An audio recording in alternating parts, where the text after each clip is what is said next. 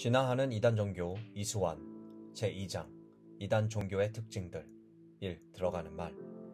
최근 이단 종교는 오늘날 사람들의 마음과 생각을 빼앗으려고 경쟁을 벌이는 각종 이데올로기와 차이점을 전통 기독교와 상반된 비성경적인 세계관을 가지고 있다. 그것은 예수 그리스도의 성육신과 십자가의 구속사역 그리고 부활을 포함한 기독교 핵심 교훈들을 거부하기 때문이다. 하나님께서 직접 만드신 공동체는 가정과 교회이다.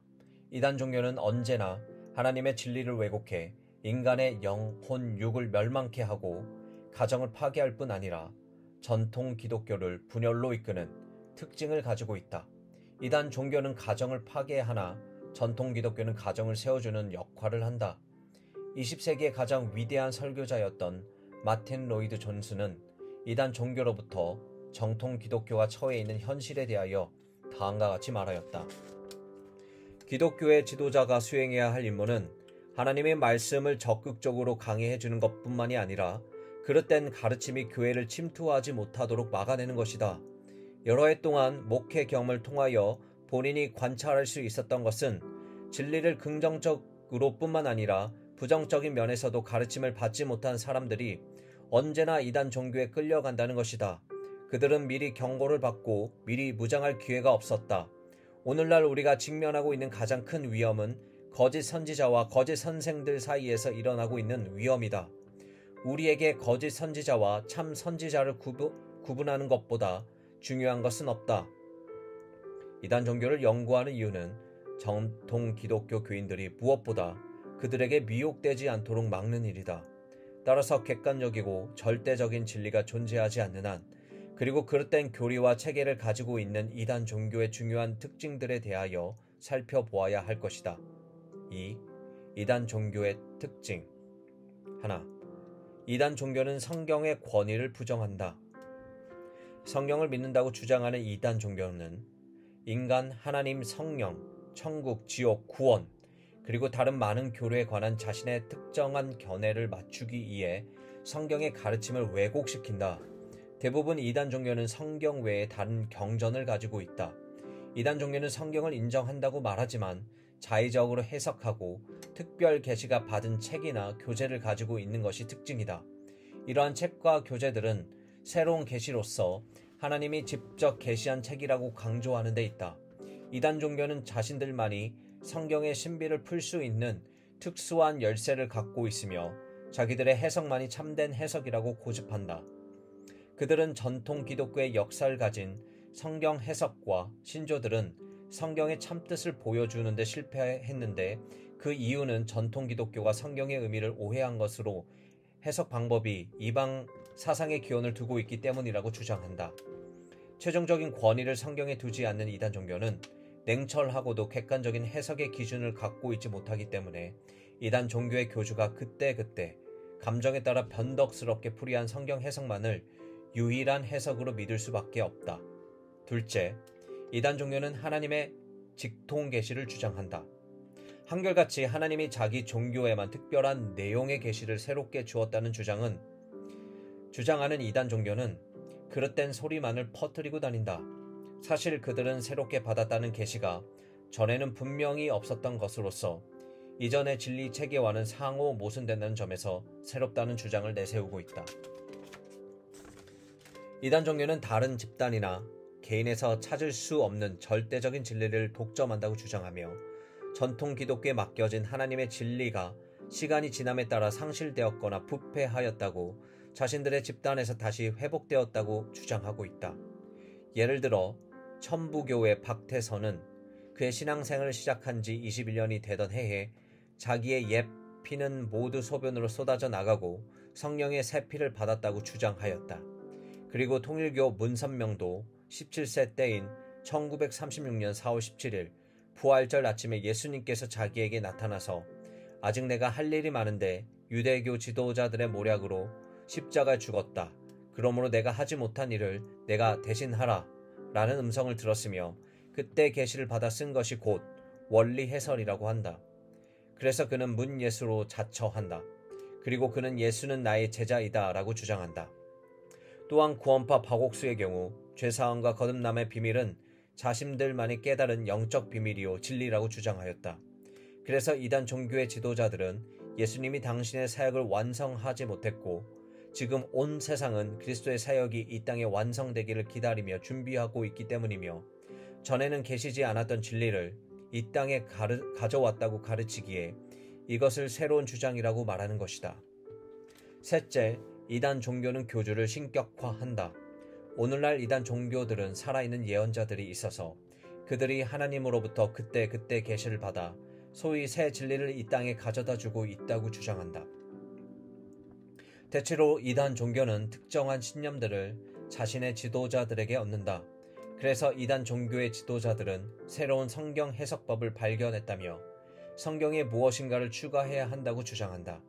특히 교주의 강력한 리더십으로 말미암아 이단 종교의 선지자들은 그들의 믿음, 행동, 그리고 모든 생활 방식에 있어서 전적으로 이단 종교의 가르침에 의존하고 있다. 예를 들어 통일교와 하나님의 교회는 자기들의 교주를 신격화하여 재림 예수라고 주장한다. 그들은 기도할 때 예수님의 이름으로가 아닌 그들 교주의 이름으로 기도한다. 전 세계적으로 재림주라고 자칭하는 자들로 날로 증가하고 있으며 특히 한국의 경우 약 40명의 재림주가 존재하고 있다. 넷째, 이단 종교는 믿음으로 구원받는 것이 아니며 자신들에게만 구원이 있다고 강조한다. 대개 이단 종교는 모든 정통 기독교가 그릇되며 자신들만이 하나님에 관한 참된 진리를 지니고 있다고 믿는다. 그들은 참 진리를 전하고 있으므로 부패한 교회와 세상으로부터 핍박을 받고 있다고 생각하고 있다. 다시 말해 그들은 역사의 중심적인 역할을 담당한다고 믿고 있으며 예수 재림 시 자신들만 들림을 받는다고 착각한다. 그들은 예수 그리스도에 대한 믿음만으로 구원을 받을 수 있음을 부인한다. 그들은 선행을 통해서 그들 나름대로 하나님의 뜻이라며 제시하는 교리와 요구사항들에 순종함으로써 하나님과 바른 관계를 맺을 수 있다고 가르친다. 그리고 최근에 생긴 이단 종교는 교인 수도 별로 없는데 축복권과 저주권이 자기들에게만 있다고 공갈로 말한다. 다섯 번째, 이단 종교는 예수 그리스도의 신성을 부정한다.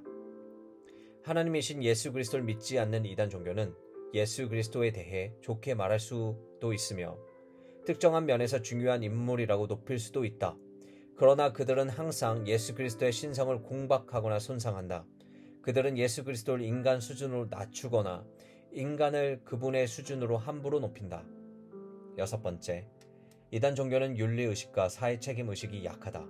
특히 이단 종교 중에 몰몬교는 처음에는 일부 다처제를 주장하여 세상을 떠들썩하게 하더니 나중에는 슬그머니 이를 부인하고 금지령을 내렸다. 이처럼 이단 종교는 윤리의식과 사회적 책임의식이 약하다. 일곱 번째, 이단 종교는 시한부 종말론을 의도적으로 강조한다. 비상식적인 이단 종교는 비성경적인 종말론을 이용하여 세상을 미혹하고 있다. 그들은 임박한 종말의 현상과 날짜를 정해놓고 그들이 온다는 시한부 종말론을 주장하며 맹신을 강요한다. 그들은 이것을 극적으로 노리고 자기 집단의 정당성을 차별성을 부각한다.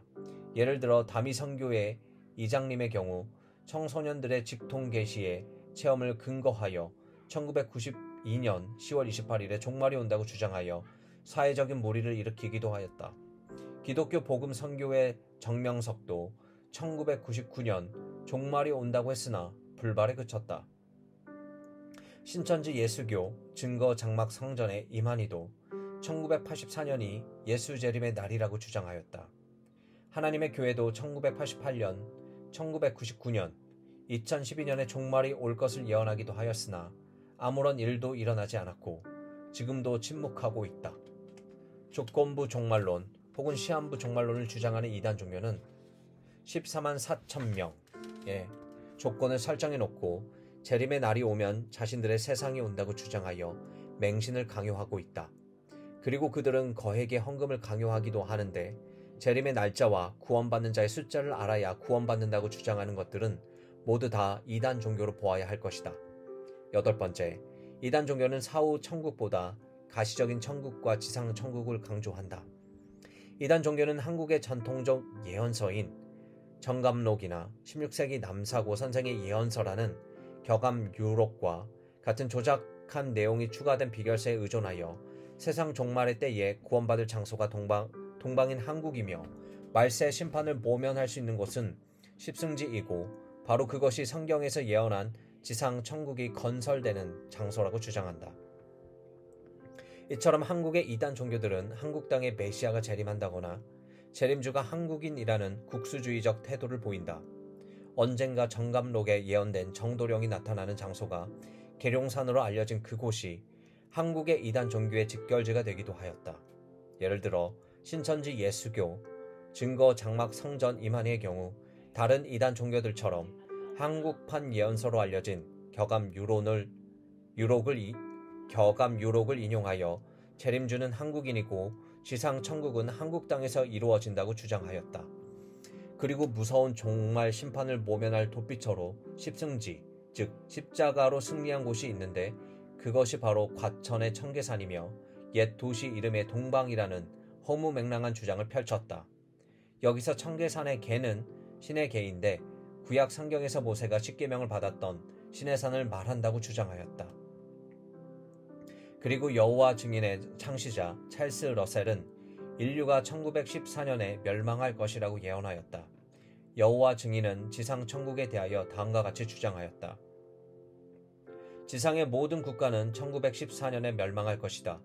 불완전한 인간이 다스리는 지상의 통치는 1914년의 종말을 고할 것이다. 팔레스틴에서 이스라엘이 재건될 것이다. 하나님의 은혜에 의해 지상 예루살렘이 회복될 것이다. 1914년에 지상의 하나님의 왕국이 완전히 실현될 것이다. 현존하는 모든 제도는 1914년에 붕괴될 것이다. 예수께서는 1874년에 영적으로 지상에 오셨다. 1914년에 지상의 새로운 통치자로 오실 것이다. 1914년이 가기 전에 그리스도의 몸인 마지막 교인들은 그리스도와 함께 영화롭게 변할 것이다. 9번째, 이단 종교는 조직을 외부와 단절하여 폐쇄적으로 운영한다. 한국의 이단 종교들은 한국 사회의 불안전성과 불확실성을 자신들의 세력 확정을 위한 도구로 효과적으로 이용해 오고 있다. 그들은 추종자들에게 출석 중인 교회에서 탈퇴하여 자신들의 공동체에 입회할 것을 요구한다. 그래서 그들은 교주를 중심으로 하여 집단 생활을 하며 가정과 사회로부터 철저히 단절할 것을 주장하기도 한다. 이단 종교에 넘어가는 자들은 대부분 현실 도피주의자들이다. 그들끼리 비밀을 잘 지키고 뭉치며 전통 기독교의 교인들보다 더 친절하고 더 뜨겁게 사랑한다. 그래서 이단 종교에 한번 빠지면 헤어날 수 없게 된다. 그리고 생사고락을 함께 하면서 훈련을 받고 포교 활동을 하며 그러다가 사회를 떠들썩하게 하는 사고들을 일으키기도 하므로 이단 종교를 주의해야 할 것이다. 3. 나가는 말. 결론적으로 이단 종교의 특징들 가운데는 어느 한 가지를 가지고 있다고 해서 어떤 단체가 이단 종교라고 단정할 수는 없다. 하지만 어느 한 가지라도 가진 단체가 있다면 이단 종교일 가능성이 있으므로 항상 경계해야 한다. 모든 이단 종교들은 예수 그리스도가 하나님의 아들이라는 사실을 부인하고 있으며 인류의 유일한 소망 되신 삼위일체 하나님의 인격을 부인하고 있다.